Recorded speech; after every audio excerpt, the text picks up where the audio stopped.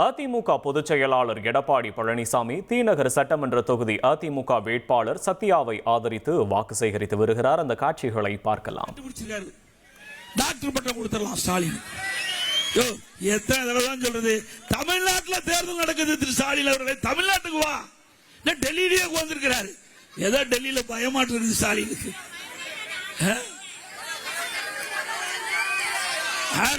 டெல்லி விட்டு தமிழ்நாட்டுக்கே வரமாட்டேங்கிறார். ஸ்டாலின் தமிழ்நாட்டுக்கு வாங்க, தமிழ்நாட்டில் தான் தேர்தல் நடக்குது, அதுவும் சட்டமன்ற தேர்தல் நடக்குது.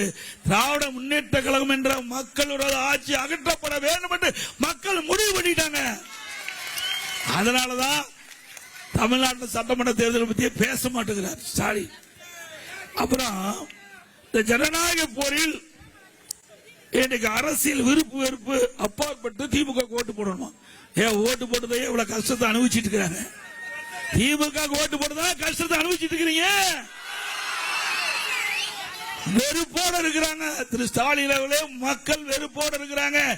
எப்போ தேர்தல் நாள் வரும், எப்போ அந்த பட்டனை அமுத்தி அமுத்தி உடையிற அளவுக்கு அமுத்துவதற்கு மக்கள் தயாராயிட்டாங்க. இன்றைக்கு ஸ்டாலின் இன்னொன்றையும் பேசுறார். திமுக தப்பி தவறி ஆட்சிக்கு வந்துடுது. நீச்சல் தெரியாத ஒருவர் கிணற்றில் தவறி விழுந்துட்டா அவர் உயிருக்கு போராடிட்டு இருப்பார்ல, தத்தளிச்சுக்கிட்டு.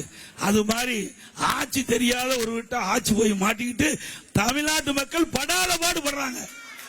உண்மைதானே? எங்களை பத்தி விமர்சனத்துக்கு உங்களுக்கு என்ன அருகதை இருக்குது?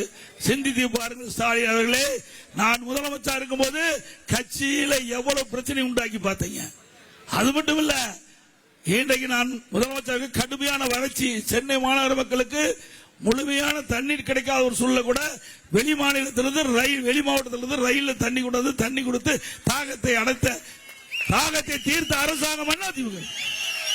புயல் வெள்ளம் டெல்டா மாவட்டத்தில், பிறகு கொரோனா, ஒரு வருஷம் யாராவது வெளியே போக முடிஞ்சுதா?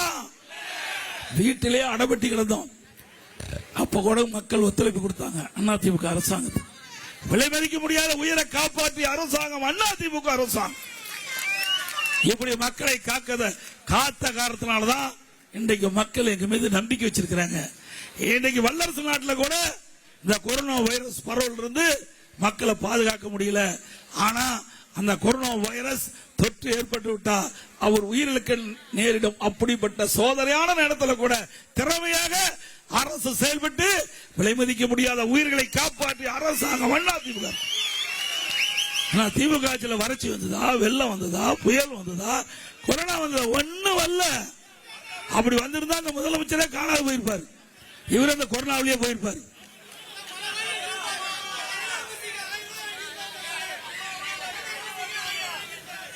இன்னொன்னு சொல்றாரு, பச்சை பை பழனிசாமி. ஆனா பொய்யான வரைக்கும் பேசிட்டு இருக்கிறேன். அவருக்கு அப்படி தோன்றது, நான் என்ன செய்யறது? உண்மை பேசினா அவருக்கு உரைக்குது, பதறாரு. ஸ்டாலின் உண்மை பேசிக்கிட்ட போது பதறாரு. ஆக இன்றைக்கு இந்த ஆட்சியில அப்புறம் பொல்லாத ஆட்சிக்கு பொள்ளாட்சி சாட்சியா? ஓ, அப்படிப்பட்ட ஒரு சம்பவம் நடந்த உடனே உடனடியாக அதிமுக அரசு சிபிஐ விசாரிக்க வேண்டும் என்று உத்தரவு போட்ட அரசு அதிமுக அரசு. அப்படி மடியில கனம் இல்ல, வழியில பயம் இல்ல, அப்படிப்பட்ட ஒரு நேர்மையான ஆட்சியை அதிமுக ஆட்சியில் நாங்க செஞ்சோம். உங்க ஆட்சி மாதிரி 2 ஆண்டு பச்சை குழந்தை கிருஷ்ணகிரியில கதற பாலியல் சீண்டலுக்கு உட்படுத்தப்பட்டு படுகொலை செய்யப்பட்டாங்களே, அப்பா அப்பாங்கிறைய அப்பா அப்பா என்ற அந்த குழந்தை கதறுகின்ற பொழுது உங்களுக்கு காது கேட்கலையா? அப்பா ஸ்டாலின் அவர்களே, எவ்வளவு கொடுமை! பிஞ்சு குழந்தை, அதை கூட விட்டு வைக்கல, பெண்களை விட்டு வைக்கல, நம்முடைய மூத்த தாய்மார்களை கூட விட்டு வைக்கல. அப்படிப்பட்ட ஒரு கேவலமான ஆட்சி. இந்த ஆட்சியில போதைப் பொருள் உட்பட அமோகமா வித்துக்கிட்டு இருக்குது. அதை கட்டுப்படுத்த தவறிய அரசாங்கம், கையிலாகாத அரசாங்கம், திறமையற்ற முதலமைச்சர், பொம்மை முதலமைச்சர் நாட்டை ஆண்டு கொண்டு இருக்கிற காரணத்தினால இவ்வளவு துன்பத்துக்கு மக்கள் ஆளாயிருக்கிறாங்க. அதையெல்லாம் கட்டுப்படுத்த துப்பு இல்லாத ஒரு முதலமைச்சர் என்னை பற்றி விமர்சனம் செய்திருக்க அருகதை உண்டா?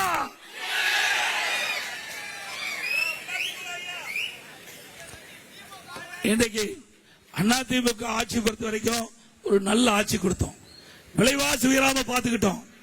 மக்கள் விலைவாசியில் தான் கடுமையா பாதிப்பாங்க. இன்னைக்கு அரிசி விலை உயர்ந்து போச்சு. 30 ஒரு கிலோ 30 ரூபாய் ஏறி போச்சு. பருப்பு 40 ரூபாய் ஏறி போச்சு. எண்ணெய் 60 ரூபாய் ஏறி போச்சு. இதை பத்தி எல்லாம் அந்த முதலமைச்சருக்கு கவலை இல்லை. மக்கள் பாதிக்கின்றாங்க. அந்த பாதிப்பிலிருந்து மீட்டெடுப்பதற்கு, விலை குறைப்பதற்கு எந்த நடவடிக்கை எடுத்தாங்கன்னா எதுவும் இல்லை.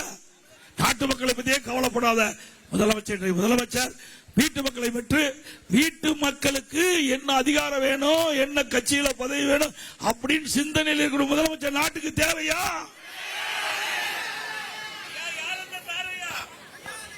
அதெல்லாம் நாம கண்டுபிடிச்சிடலாம். அதிமுக ஆட்சியில யார் அந்த சார் என்று எப்ப வேணா நிலவி இருக்கலாம். அந்த சார் யார் என்று பிரியாணி சாப்பிடும் போதே கண்டுபிடிச்சாச்சு. இனி செல்லும் இடமெல்லாம் செய்தி. தந்தி டிவியின் வாட்ஸ்அப் சேனலை ஃபாலோ பண்ணினா செல்ல இருக்கும் இடமெல்லாம் செய்தி. இதோ QR கோட் இப்பவே ஸ்கேன் பண்ணுங்க, ஃபாலோ பண்ணுங்க.